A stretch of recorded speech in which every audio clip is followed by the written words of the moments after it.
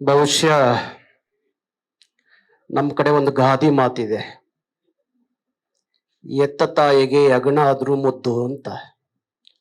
ನಾನು ಅಂಜನಪ್ಪನವರ ಸಿನಿಮಾದ ಬಗ್ಗೆ ಹೆಚ್ಚು ಹೊಗಳಿದ್ರೆ ಬಹುಶಃ ಅಷ್ಟೇನು ಅರ್ಥ ಪಡ್ಕೊಳ್ಳೋದಿಲ್ಲ.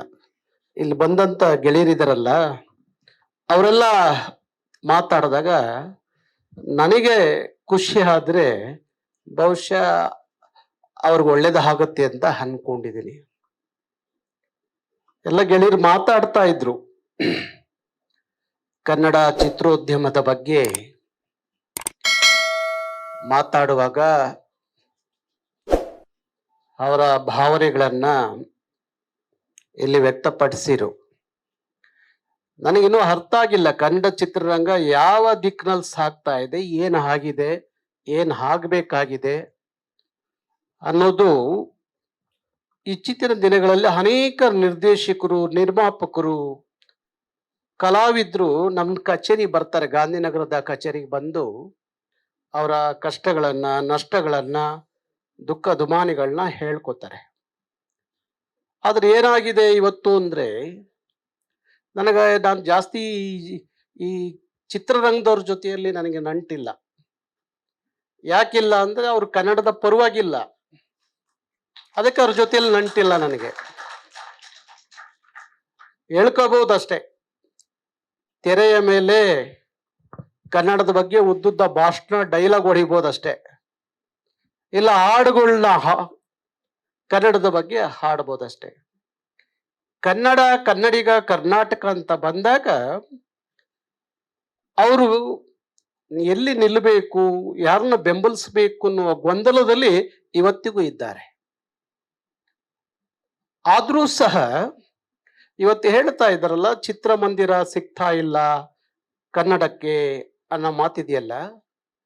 ಡಾಕ್ಟರ್ ರಾಜ್ಕುಮಾರ್ ಅವತ್ತಿನ ಸಂದರ್ಭಕ್ಕೆ ನಾವೆಲ್ಲ ಒಂದು ದೊಡ್ಡ ಹೋರಾಟ ಮಾಡಿದ್ವು. ರಾಜ್ಕುಮಾರ್ ಅವರ ಸಾರಥ್ಯದಲ್ಲಿ ಯಾವುದೇ ಭಾಷೆಯ ಸಿನಿಮಾ ಕರ್ನಾಟಕಕ್ಕೆ ಬರಬೇಕಾದ್ರೆ ಆ ರಾಜ್ಯದಲ್ಲಿ ಬಿಡುಗಡೆ ಆಗಿ 7 ವಾರದ ನಂತರ ಕರ್ನಾಟಕಕ್ಕೆ ಬರಬೇಕು.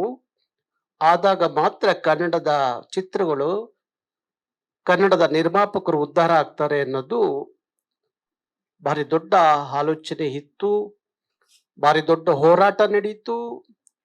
ಆದ್ರೆ ಆ ಹೋರಾಟದಲ್ಲಿ ಒಂದು ದಿನ KG ರೋಡಲ್ಲಿ, ಕೆಂಪೇಗೌಡ ರಸ್ತೆಯಲ್ಲಿ ಬಂದು ಸಿನಿಮಾದವರೆಲ್ಲ ಮನೆ ಸೇರ್ಕೊಂಡ್ಬಿಟ್ರು.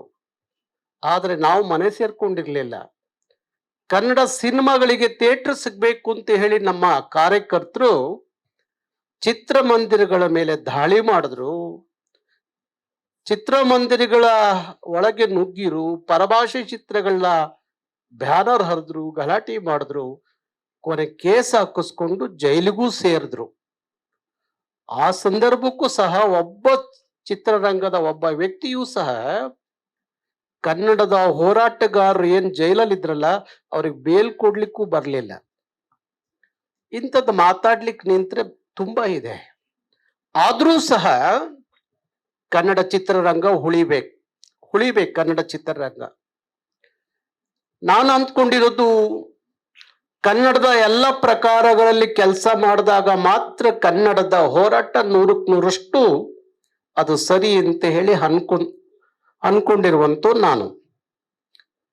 ಇವತ್ತು ನಾನು ಆಂಜನಪ್ಪನಿಗೆ ಸುಮಾರು ಸಲ ಹೇಳಿದ್ದೀನಿ, ನಿನಗೆ ಬೇರೆ ಏನಾರ ಉದ್ಯಮ ಕೈ ಹಾಕ್ಬೋದಾಯ್ತಲ್ಲ, ಇದಕ್ಕೆ ಯಾಕೋ ಸಿನಿಮಾ ಲೈನ್ಗೆ ಯಾಕೆ ಬಂದೆ, ಸಿನಿಮಾ ಯಾಕೆ ಮಾಡಿದೆ ಅಂತ ಹೇಳ್ತಿದ್ದೆ ಆಂಜನಪ್ಪರಿಗೆ.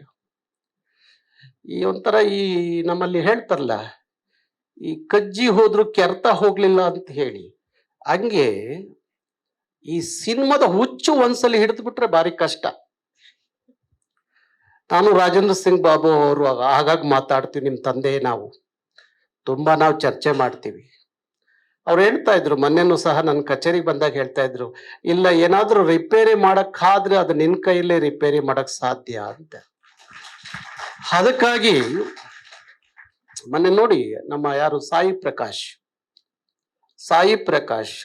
ಇಡೀ ಕನ್ನಡ ಅಲ್ಲ, ಇಡೀ ಭಾರತ ಚಿತ್ರರಂಗದಲ್ಲಿ 105 ಸಿನಿಮಾಗೆ ನಿರ್ದೇಶನ ಮಾಡಿದಂತ ಒಬ್ಬ ಈ ದೇಶ ಕಂಡಂತ ನಿರ್ದೇಶಕ. ಅವ್ರ ಪರಿಸ್ಥಿತಿಯನ್ನು ನನಗೆ ಹೇಳಿಕೊಂಡ್ರು. ಅಷ್ಟೊಂದು ಸಿನಿಮಾ ಮಾಡಿದವರು ಇವತ್ತು ಯಾವ ಕಷ್ಟದಲ್ಲಿದ್ದೀನಿ ಅಂತ ಹೇಳಿ ನನ್ನ ಕಚೇರಿಯಲ್ಲಿ ಕುತ್ಕೊಂಡು ಭಾರಿ ಇನ್ನೊಂದು ಮಾತಾಡ್ತಾ ಇದ್ರು. ಹೀಗೆ ಅನೇಕ ನಿರ್ಮಾಪಕರ ಪರಿಸ್ಥಿತಿ ಆಗಿದೆ. ಮತ್ತೆ ಯಾಕೆ ಹೊಸಬ್ರು ಈಗ ಚಿತ್ರಮಂದಿರಗಳಲ್ಲಿ ಸಿನಿಮಾಗಳು ಬರ್ತಾ ಇಲ್ಲ, ಸಿನಿಮಾ ಮಾಡೋರೇ ಇಲ್ಲ, ಈಗ ಮಾಡೋರಿಲ್ಲ.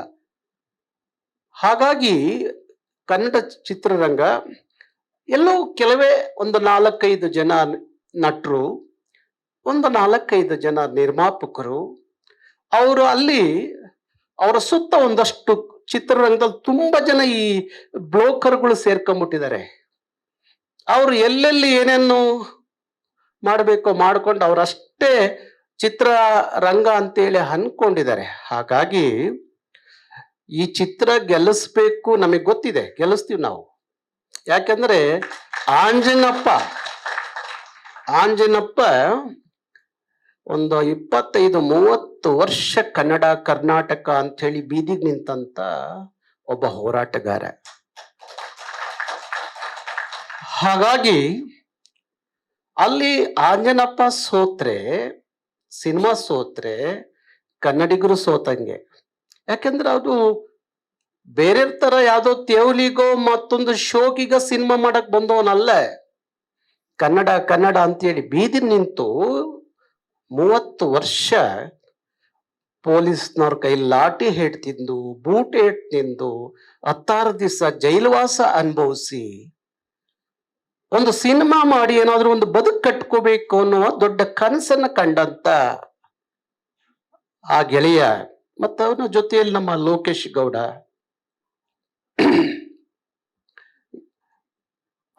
ಹಾಗಂತ ಹೇಳಿ ಕನ್ನಡಿಗರು ಈ ಉದ್ಯಮದಲ್ಲಿ ಬರಬಾರದು ಅಂತ ಅಲ್ಲ,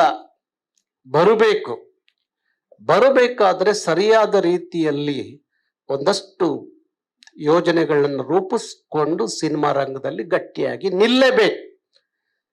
ಕನ್ನಡದವ್ರು ನಿಲ್ದೆ ಹೋದ್ರೆ ಇನ್ಯಾರು ನಿಲ್ಬೇಕಿಲ್ಲಿ? ಯಾರಿಗೋಸ್ಕರ ಕನ್ನಡ ಚಿತ್ರರಂಗ? ಯಾರಿಗೋಸ್ಕರ? ಕನ್ನಡಿಗರಿಗೋಸ್ಕರ. ಕರ್ನಾಟಕ ಯಾರಿಗೋಸ್ಕರ?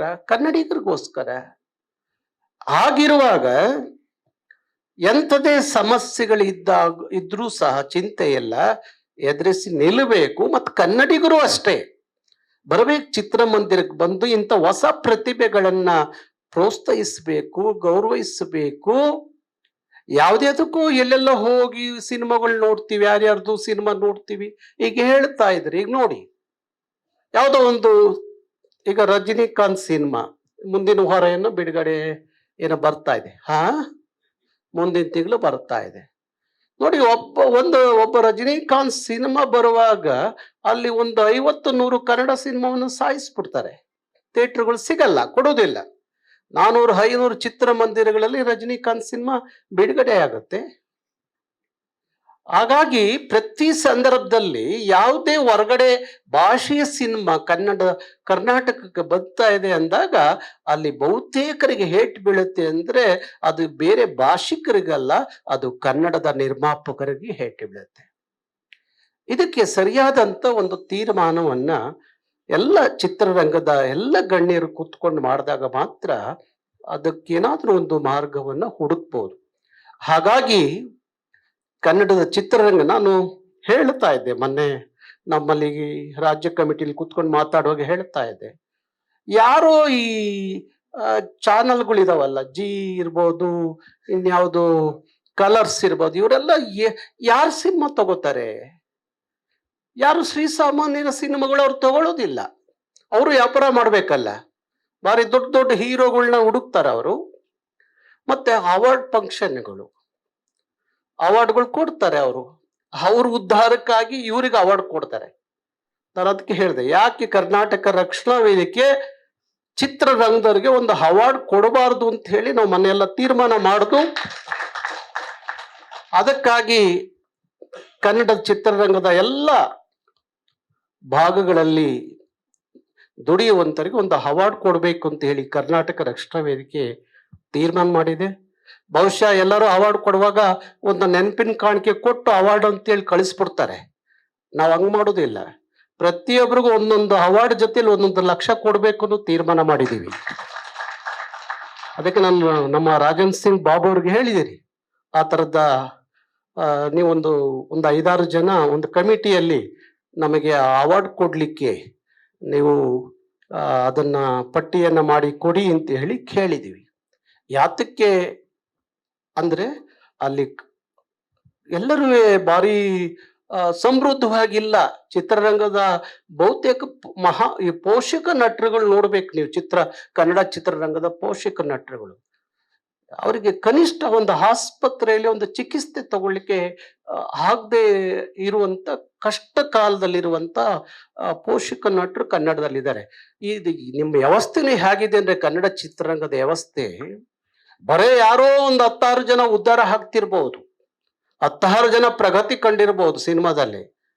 ಬಹುತೇಕರು ಕಷ್ಟದಲ್ಲಿದ್ದಾರೆ, ಬಹುತೇಕರು ಕಷ್ಟದಲ್ಲಿದ್ದಾರೆ. ಚಿತ್ರರಂಗ ನೋಡಿ, ಇವತ್ತು ತಮಿಳ್ನಾಡು ಚಿತ್ರರಂಗ ತಗೊಳ್ಳಿ, ಅಲ್ಲಿ ಕಲಾವಿದರು ಕಷ್ಟದಲ್ಲಿ ಇದ್ದಾರೆ ಅಂದ ತಕ್ಷಣ ಅವರಿಗೆ ಇಡೀ ತಮಿಳ್ನಾಡಿನ ಚಿತ್ರರಂಗ ನಿಂತ್ಕೊಳ್ಳುತ್ತೆ, ಅಲ್ಲಿ ಹೀರೋಗಳು ನಿಂತ್ಕೋತಾರೆ, ಅಲ್ಲಿ ವಾಣಿಜ್ಯ ಮಂಡಳಿ ನಿಂತ್ಕೊಳ್ಳುತ್ತೆ, ಎಲ್ಲ ಅವ್ರ ಕಷ್ಟಕ್ಕೆ ನಷ್ಟಕ್ಕೆ ಅವರು ಸಹಕರಿಸ್ತಾರೆ. ನಿಮ್ದು ಇದೆ ಚಿತ್ರರಂಗ ವಾಣಿಜ್ಯ ಮಂಡಳಿ, ಎಲ್ಲ ಬ್ಲೋಕ್ ಹೇಳ್ಬಾರ್ದು, ಅದು ಭಾಷೆ ಬಳಸಬಾರ್ದು, ಎಂತೆಂತರೋ ಕೂತಿದ್ರು ಮಾರೆ. ಅವನು ಯಾವನು ಅಧ್ಯಕ್ಷನು ಒಂದ್ಸರಿ ಕನ್ನಡ ಬರುವುದಿಲ್ಲ, ಅವನು ಕನ್ನಡ ಸರಿಯಾಗಿ ಮಾತಾಡ್ಲಿಕ್ಕೆ ಬರುವುದಿಲ್ಲ ಅವನಿಗೆ. ಇಂಥವರೆಲ್ಲ ಅಲ್ಲಿ ವಾಣಿಜ್ಯ ಮಂಡಳಿನೂ ಕೂತಿದ್ದಾರೆ, ಅಲ್ಲಿ ಅವರೇ ವ್ಯಾಪಾರ ಮಾಡ್ತಾರೆ. ಅದೇನೋ ಹೇಳ್ತಾರಲ್ಲ, ತೊಟ್ಲುನು ಅವರೇ ತೂಗೋದು ಮತ್ತೆ ಜಿಂಟೋದು ಅವರೇ ಅಂತಾರಲ್ಲ, ಹಾಗೆ ಕನ್ನಡ ಮೊನ್ನೆ ನೋಡ್ತಾ ಇದ್ ನಮ್ಮ ಯಾರ ಪ್ರಭಾಕರ್ ಮಗನ್ ಸಿನಿಮಾ ಥಿಯೇಟರ್ ಸಿಗ್ಲಿಲ್ಲ, ಪಾಪ ಬಾರಿ ಒದ್ದಾಡ್ದ. ಆ ಕನ್ನಡ ಸಿನಿಮಾ ತೆಗೆದು ಇನ್ನೊಂದು ಕನ್ನಡ ಸಿನಿಮಾ ಹಾಕೋದು, ಎಂತ ಪ್ರವೃತ್ತಿ ನೋಡಿ. ಕನ್ನಡದ ಸಿನಿಮಾವನ್ನ ತೆಗೆದು, ಚೆನ್ನಾಗಿ ಓಡ್ತಿದ್ದ ಸಿನಿಮಾವನ್ನ ತೆಗೆದು ಇನ್ನೊಂದು ಯಾವುದೋ ಕನ್ನಡ ಸಿನಿಮಾ ಹಾಕೋದು. ಹಾಗಾಗಿ ಈ ದೊಡ್ಡ ಈ ಕೊಳಕು, ಕನ್ನಡ ಚಿತ್ರರಂಗದ ಕೊಳಕನ್ನ ಸರಿಯಾಗಿ ತೊಳೆದು ರಿಪೇರಿ ಮಾಡಬೇಕಾಗಿದೆ.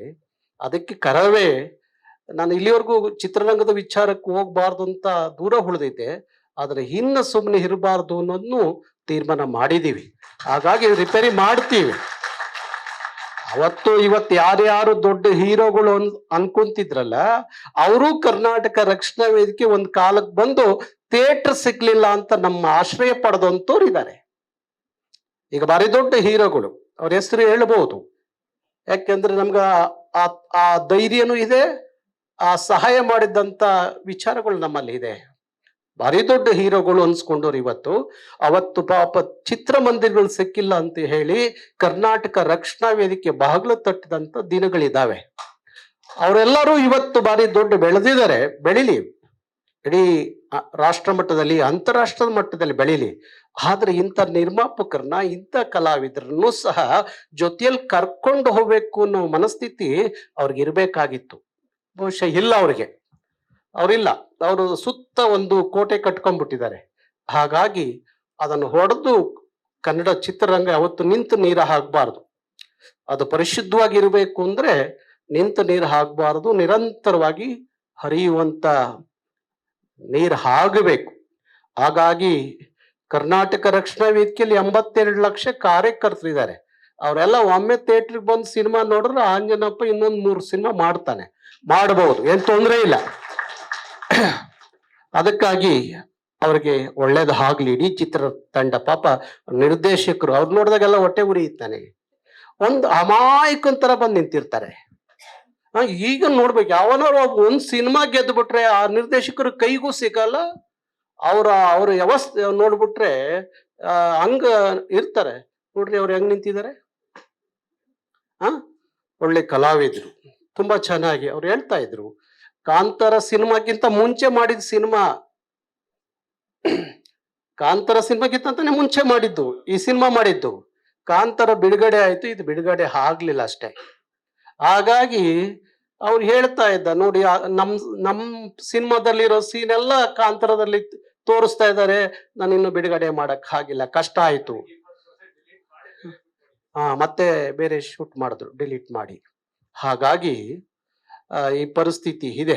ಹಾಗಾಗಿ ಇಡೀ ಚಿತ್ರತಂಡಕ್ಕೆ ಕರ್ನಾಟಕ ರಕ್ಷಣಾ ವೇದಿಕೆ ಪರವಾಗಿ ನಿಮ್ಗೆಲ್ಲರಿಗೂ ಅಭಿನಂದಿಸ್ತೀನಿ. ಮತ್ತೆ ನಿಮ್ಗೆಲ್ಲ ಮತ್ತೆ ಒಳ್ಳೊಳ್ಳೆ ಅವಕಾಶ ಸಿಗ್ಲಿ ಅಂತ ಹೇಳಿ ಕನ್ನಡ ರಾಜರಾಜೇಶ್ವರಿಯಲ್ಲಿ ಪ್ರಾರ್ಥನೆ ಮಾಡ್ತಾ ಮಾಧ್ಯಮದ ಗೆಳೆಯರಿಗೆ ನನ್ನದೊಂದು ದೊಡ್ಡ ವಿನಂತಿ.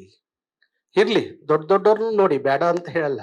ಇಂಥ ಸಣ್ಣ ನಿರ್ಮಾಪಕರು ಬಂದಾಗ, ಹೊಸ ಕಲಾವಿದರು ಬಂದಾಗ ಅವರಿಗೆ ಹೆಚ್ಚು ನಿಮ್ಮ ಮುಖಾಂತರ ಜನರಿಗೆ ತಲುಪುವಂಥದ್ದು ಆಗಬೇಕು. ಅವರು ಬೆಳೀಬೇಕು.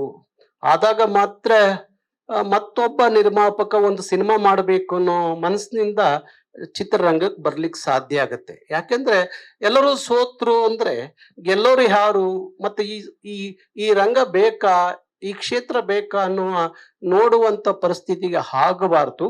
ಹಾಗಾಗಿ ಆ ಎಲ್ಲರಿಗೂ ಸಹ ಒಳ್ಳೇದಾಗ್ಲಿ ಅಂತ ಹೇಳಿ ಹಾರೈಸ್ತಾ, ಕರ್ನಾಟಕ ರಕ್ಷಣಾ ವೇದಿಕೆ ನಿಮ್ಮ ಜೊತೆಯಲ್ಲಿ ಇದೆ ಅನ್ನೋ ಮಾತನ್ನ ಹೇಳಿ, ಯಾಕೆಂದ್ರೆ ರಕ್ಷಣಾ ವೇದಿಕೆ ಇದೆ ಅಂದ್ರೆ ಅಲ್ಲಿ ಏನು ಹೇಳೋದು ಬೇಕಾಗಿಲ್ಲ. ಆಂಜನಪ್ಪ ಇದ್ದಾಗ ರಕ್ಷಣಾ ವೇದಿಕೆ ಇದ್ದೇ ಇರುತ್ತೆ. ಹಾಗಾಗಿ ಆಂಜನಪ್ಪನಿಗೆ, ನಮ್ಮ ಲೋಕೇಶ್ ಗೌಡ್ರಿಗೆ, ನಿರ್ದೇಶಕರಿಗೆ, ನಟ ನಟಿ ಎಲ್ಲ ಕಲಾವಿದರಿಗೆ ಒಳ್ಳೇದಾಗ್ಲಿ, ಶುಭವಾಗ್ಲಿ. ನಮಸ್ಕಾರ. ಲೇಟೆಸ್ಟ್ ಹಾಗೂ ಇಂಟ್ರೆಸ್ಟಿಂಗ್ ಸುದ್ದಿಗಳಿಗಾಗಿ ಬಾಸ್ ಟಿವಿ ಕನ್ನಡ ಚಾನೆಲ್ನ ಸಬ್ಸ್ಕ್ರೈಬ್ ಮಾಡಿ. ಹಾಗೆಯೇ ಬೆಲ್ ಐಕಾನ್ ಪ್ರೆಸ್ ಮಾಡಿ. ಇದರ ಜೊತೆಗೆ ಫೇಸ್ಬುಕ್, ಇನ್ಸ್ಟಾಗ್ರಾಮ್, ಎಕ್ಸ್ನಲ್ಲೂ ಮಿಸ್ ಮಾಡದೆ ಫಾಲೋ ಮಾಡಿ.